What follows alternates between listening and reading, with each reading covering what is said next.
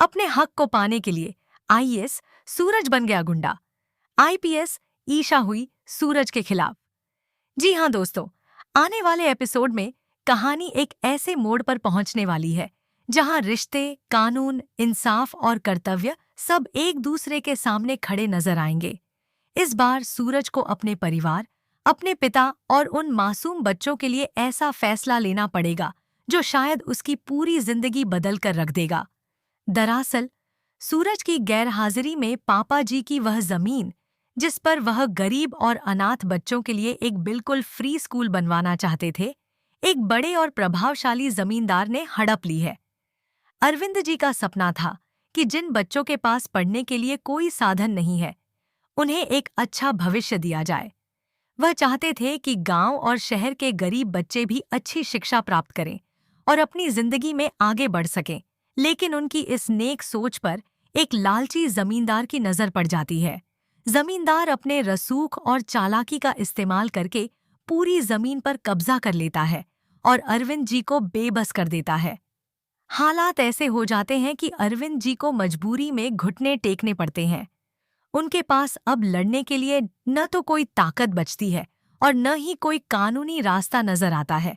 ऐसे मुश्किल समय में उनकी आखिरी उम्मीद सूरज और उसका परिवार ही होते हैं। उधर सूरज और पूरा परिवार गांव से एक बहुत बड़ी खुशखबरी लेकर लौट रहे होते हैं।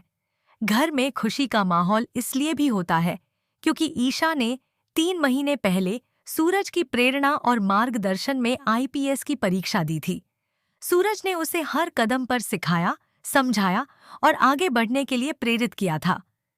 अब उसी मेहनत का परिणाम सामने आता है और ईशा शानदार रैंक के साथ आईपीएस परीक्षा पास कर लेती है।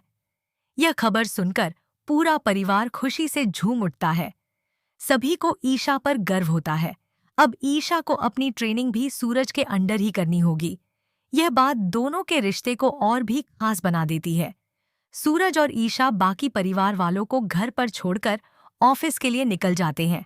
ऑफिस पहुंचकर सूरज ईशा को उसकी नई वर्दी सौंपता है। ईशा जब पहली बार आईपीएस की वर्दी पहनती है तो उसकी आंखों में गर्व और जिम्मेदारी दोनों साफ दिखाई देते हैं। इसके बाद सूरज उसकी ट्रेनिंग शुरू करता है और उसे कानून, प्रशासन और जिम्मेदारियों की बारीकियां समझाने लगता है। लेकिन दूसरी तरफ हालात लगातार बिगड़ते जा रहे होते हैं। अरविंद जी और आरव उस जमींदार के खिलाफ आवाज उठाने का फैसला करते हैं। दोनों उस जमीन को वापस पाने के लिए शांतिपूर्ण एहतजाज शुरू कर देते हैं। मगर सबसे बड़ी समस्या यह होती है कि उनके पास ऐसा कोई कानूनी सबूत नहीं होता जिससे अदालत या प्रशासन उनकी मदद कर सके। असलियत यह होती है कि उस जमींदार ने पहले ही एक बहुत बड़ा स्कैम रच रखा था। उसने चालाकी से कागजों पर अरविंद जी के सिग्नेचर करवा लिए थे और पूरी जमीन अपने नाम करवा ली थी। अब कानून भी कागजों के आधार पर उसी जमींदार का साथ देता दिखाई देता है। अपने सपने को टूटता देखकर अरविंद जी हार नहीं मानते। वह उन सभी अनाथ बच्चों को लेकर जमींदार के घर के बाहर पहुंच जाते हैं जिनके लिए वह स्कूल बनवा रहे थे। बच्चे हाथों में तख्तियां लेकर नारे लगाने लगते हैं। हर तरफ इंसाफ की मांग होने लगती है। यह दृश्य देखकर लोगों की भीड़ भी इकट्ठा होने लगती है। लेकिन अरविंद जी यह नहीं जानते थे कि उनका यह नेक काम सूरज के लिए एक भयानक मुसीबत बनने वाला है। अचानक जमींदार के भेजे हुए कुछ गुंडे वहां पहुंच जाते हैं। वे बिना किसी चेतावनी के हमला कर देते हैं। एक गुंडा पीछे से अरविंद जी के सिर पर जोरदार वार कर देता है। अरविंद जी जमीन पर गिर पड़ते हैं। बाकी गुंडे वहां मौजूद बच्चों और लोगों को डराकर भगा देते हैं। कुछ ही मिनटों में पूरा माहौल अफरा तफरी में बदल जाता है। जब यह खबर सूरज तक पहुंचती है कि उसके पिता के साथ इतना बड़ा धोखा हुआ है और उन पर हमला भी किया गया है, तब उसका गुस्सा 7वें आसमान पर पहुंच जाता है। वह अपने सारे काम छोड़कर सीधे उस जमींदार के घर पहुंचता है। वहां पहुंचते ही सूरज जमींदार का कॉलर पकड़ लेता है और उसे घसीटते हुए अरविंद जी के कदमों में फेंक देता है। सूरज की आंखों में गुस्सा साफ दिखाई देता है। वह जमींदार को चेतावनी देता है कि उसके पिता और उन मासूम बच्चों के साथ जो अन्याय हुआ है उसका हिसाब उसे हर हाल में देना होगा। लेकिन यह जमींदार भी बेहद शातिर और चालाक होता है। जैसे ही उसे मौका मिलता है वह पूरा खेल पलट देता है।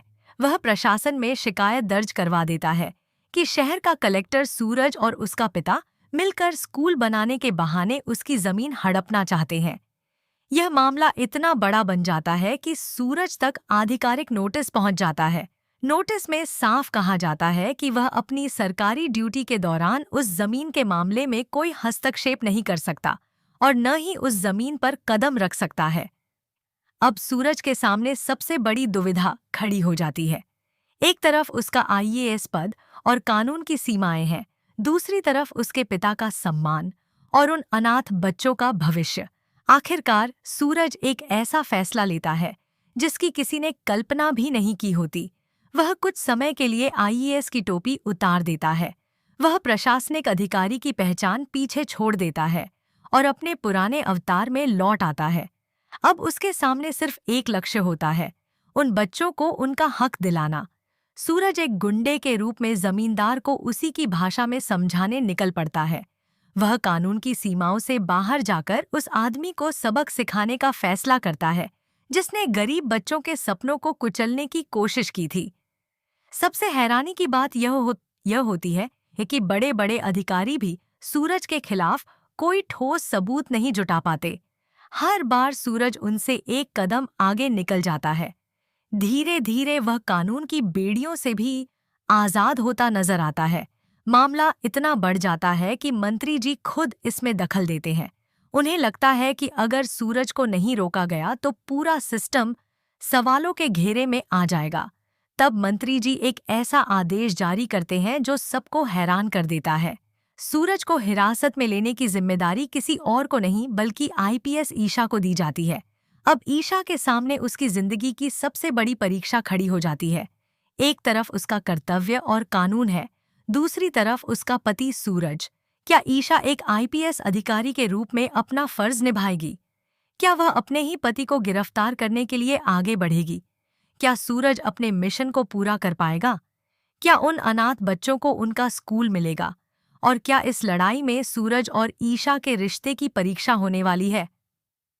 तो हाँ दोस्तों, कहानी अब कुछ ऐसा ही रोमांचक और भावनाओं से भरा मोड़ लेने वाली है, जहां हर किरदार की असली परीक्षा होगी। पार्ट 2 देखने के लिए चैनल को सब्सक्राइब कीजिए। तब तक के लिए जय श्री राम। यह रहा आपका वही कंटेंट, बिना कहानी बदले, अधिक लंबा, विस्तृत और प्रभावशाली अंदाज में। अपने हक को पाने के लिए आईएएस सूरज बन गया गुंडा, आईपीएस ईशा हुई सूरज के खिलाफ। जी हाँ दोस्तों, आने वाले एपिसोड में कहानी एक ऐसे मोड़ पर पहुंचने वाली है जहां रिश्ते, कानून, इंसाफ और कर्तव्य सब एक दूसरे के सामने खड़े नजर आएंगे। इस बार सूरज को अपने परिवार, अपने पिता और उन मासूम बच्चों के लिए ऐसा फैसला लेना पड़ेगा जो शायद उसकी पूरी जिंदगी बदल कर रख देगा। दरअसल सूरज की गैरहाजिरी में पापा जी की वह जमीन, जिस पर वह गरीब और अनाथ बच्चों के लिए एक बिल्कुल फ्री स्कूल बनवाना चाहते थे, एक बड़े और प्रभावशाली जमींदार ने हड़प ली है। अरविंद जी का सपना था कि जिन बच्चों के पास पढ़ने के लिए कोई साधन नहीं है, उन्हें एक अच्छा भविष्य दिया जाए। वह चाहते थे कि गांव और शहर के गरीब बच्चे भी अच्छी शिक्षा प्राप्त करें और अपनी जिंदगी में आगे बढ़ सकें। लेकिन उनकी इस नेक सोच पर एक लालची जमींदार की नजर पड़ जाती है। जमींदार अपने रसूख और चालाकी का इस्तेमाल करके पूरी जमीन पर कब्जा कर लेता है और अरविंद जी को बेबस कर देता है। हालात ऐसे हो जाते हैं कि अरविंद जी को मजबूरी में घुटने टेकने पड़ते हैं। उनके पास अब लड़ने के लिए न तो कोई ताकत बचती है और न ही कोई कानूनी रास्ता नजर आता है। ऐसे मुश्किल समय में उनकी आखिरी उम्मीद सूरज और उसका परिवार ही होते हैं। उधर सूरज और पूरा परिवार गांव से एक बहुत बड़ी खुशखबरी लेकर लौट रहे होते हैं। घर में खुशी का माहौल इसलिए भी होता है क्योंकि ईशा ने 3 महीने पहले सूरज की प्रेरणा और मार्गदर्शन में आईपीएस की परीक्षा दी थी। सूरज ने उसे हर कदम पर सिखाया, समझाया और आगे बढ़ने के लिए प्रेरित किया था। अब उसी मेहनत का परिणाम सामने आता है और ईशा शानदार रैंक के साथ आईपीएस परीक्षा पास कर लेती है। यह खबर सुनकर पूरा परिवार खुशी से झूम उठता है। सभी को ईशा पर गर्व होता है। अब ईशा को अपनी ट्रेनिंग भी सूरज के अंडर ही करनी होगी। यह बात दोनों के रिश्ते को और भी खास बना देती है। सूरज और ईशा बाकी परिवार वालों को घर पर छोड़कर ऑफिस के लिए निकल जाते हैं। ऑफिस पहुंचकर सूरज ईशा को उसकी नई वर्दी सौंपता है। ईशा जब पहली बार आईपीएस की वर्दी पहनती है तो उसकी आंखों में गर्व और जिम्मेदारी दोनों साफ दिखाई देते हैं। इसके बाद सूरज उसकी ट्रेनिंग शुरू करता है और उसे कानून, प्रशासन और जिम्मेदारियों की बारीकियां समझाने लगता है। लेकिन दूसरी तरफ हालात लगातार बिगड़ते जा रहे होते हैं। अरविंद जी और आरव उस जमींदार के खिलाफ आवाज उठाने का फैसला करते हैं। दोनों उस जमीन को वापस पाने के लिए शांतिपूर्ण एहतजाज शुरू कर देते हैं। मगर सबसे बड़ी समस्या यह होती है कि उनके पास ऐसा कोई कानूनी सबूत नहीं होता जिससे अदालत या प्रशासन उनकी मदद कर सके। असलियत यह होती है कि उस जमींदार ने पहले ही एक बहुत बड़ा स्कैम रच रखा था। उसने चालाकी से कागजों पर अरविंद जी के सिग्नेचर करवा लिए थे और पूरी जमीन अपने नाम करवा ली थी। अब कानून भी कागजों के आधार पर उसी जमींदार का साथ देता दिखाई देता है। अपने सपने को टूटता देखकर अरविंद जी हार नहीं मानते। वह उन सभी अनाथ बच्चों को लेकर जमींदार के घर के बाहर पहुंच जाते हैं जिनके लिए वह स्कूल बनवा रहे थे। बच्चे हाथों में तख्तियां लेकर नारे लगाने लगते हैं। हर तरफ इंसाफ की मांग होने लगती है। यह दृश्य देखकर लोगों की भीड़ भी इकट्ठा होने लगती है। लेकिन अरविंद जी यह नहीं जानते थे कि उनका यह नेक काम सूरज के लिए एक भयानक मुसीबत बनने वाला है। अचानक जमींदार के भेजे हुए कुछ गुंडे वहां पहुंच जाते हैं। वे बिना किसी चेतावनी के हमला कर देते हैं। एक गुंडा पीछे से अरविंद जी के सिर पर जोरदार वार कर देता है। अरविंद जी जमीन पर गिर पड़ते हैं। बाकी गुंडे वहां मौजूद बच्चों और लोगों को डराकर भगा देते हैं। कुछ ही मिनटों में पूरा माहौल अफरा तफरी में बदल जाता है। जब यह खबर सूरज तक पहुंचती है कि उसके पिता के साथ इतना बड़ा धोखा हुआ है और उन पर हमला भी किया गया है, तब उसका गुस्सा 7वें आसमान पर पहुंच जाता है। वह अपने सारे काम छोड़कर सीधे उस जमींदार के घर पहुंचता है। वहां पहुंचते ही सूरज जमींदार का कॉलर पकड़ लेता है और उसे घसीटते हुए अरविंद जी के कदमों में फेंक देता है। सूरज की आंखों में गुस्सा साफ दिखाई देता है। वह जमींदार को चेतावनी देता है कि उसके पिता और उन मासूम बच्चों के साथ जो अन्याय हुआ है उसका हिसाब उसे हर हाल में देना होगा। लेकिन यह जमींदार भी बेहद शातिर और चालाक होता है। जैसे ही उसे मौका मिलता है वह पूरा खेल पलट देता है। वह प्रशासन में शिकायत दर्ज करवा देता है कि शहर का कलेक्टर सूरज और उसका पिता मिलकर स्कूल बनाने के बहाने उसकी जमीन हड़पना चाहते हैं। यह मामला इतना बड़ा बन जाता है कि सूरज तक आधिकारिक नोटिस पहुंच जाता है। नोटिस में साफ कहा जाता है कि वह अपनी सरकारी ड्यूटी के दौरान उस जमीन के मामले में कोई हस्तक्षेप नहीं कर सकता और न ही उस जमीन पर कदम रख सकता है। अब सूरज के सामने सबसे बड़ी दुविधा खड़ी हो जाती है। एक तरफ उसका आईएएस पद और कानून की सीमाएं हैं, दूसरी तरफ उसके पिता का सम्मान और उन अनाथ बच्चों का भविष्य। आखिरकार सूरज एक ऐसा फैसला लेता है जिसकी किसी ने कल्पना भी नहीं की होती। वह कुछ समय के लिए आईएएस की टोपी उतार देता है। वह प्रशासनिक अधिकारी की पहचान पीछे छोड़ देता है और अपने पुराने अवतार में लौट आता है। अब उसके सामने सिर्फ एक लक्ष्य होता है, उन बच्चों को उनका हक दिलाना। सूरज एक गुंडे के रूप में जमींदार को उसी की भाषा में समझाने निकल पड़ता है। वह कानून की सीमाओं से बाहर जाकर उस आदमी को सबक सिखाने का फैसला करता है जिसने गरीब बच्चों के सपनों को कुचलने की कोशिश की थी। सबसे हैरानी की बात यह होती है कि बड़े बड़े अधिकारी भी सूरज के खिलाफ कोई ठोस सबूत नहीं जुटा पाते। हर बार सूरज उनसे एक कदम आगे निकल जाता है। धीरे धीरे वह कानून की बेड़ियों से भी आजाद होता नजर आता है। मामला इतना बढ़ जाता है कि मंत्री जी खुद इसमें दखल देते हैं। उन्हें लगता है कि अगर सूरज को नहीं रोका गया तो पूरा सिस्टम सवालों के घेरे में आ जाएगा। तब मंत्री जी एक ऐसा आदेश जारी करते हैं जो सबको हैरान कर देता है। सूरज को हिरासत में लेने की जिम्मेदारी किसी और को नहीं बल्कि आईपीएस ईशा को दी जाती है। अब ईशा के सामने उसकी जिंदगी की सबसे बड़ी परीक्षा खड़ी हो जाती है। एक तरफ उसका कर्तव्य और कानून है, दूसरी तरफ उसका पति सूरज। क्या ईशा एक आईपीएस अधिकारी के रूप में अपना फर्ज निभाएगी? क्या वह अपने ही पति को गिरफ्तार करने के लिए आगे बढ़ेगी? क्या सूरज अपने मिशन को पूरा कर पाएगा?